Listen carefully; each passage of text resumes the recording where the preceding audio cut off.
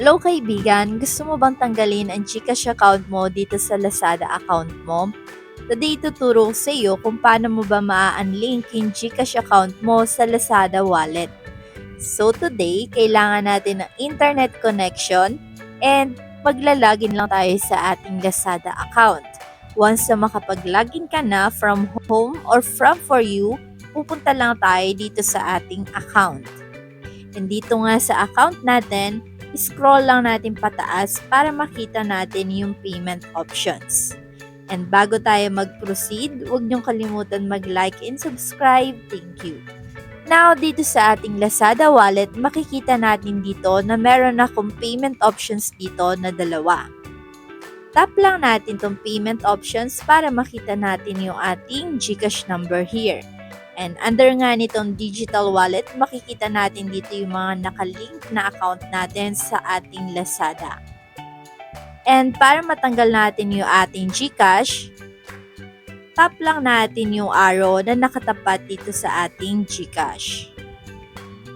And here, para makapag-proceed na tayo, dito sa may upper right corner, makikita natin dito yung 3 dash or 3 dots. Tap natin yung 3 dots and bababasa agad natin dito, delete payment option. Tap lang natin yan. And dito, tatanungin ka, are you sure to remove this bank account or e-wallet? If you are, you may add it back anyway if necessary. Katulad ng sabi ni Lazada, anytime naman pwede ulit natin ibalik dito yung ating GCash account. Ililink lang natin yan in just a few seconds katulad nitong pagtanggal natin.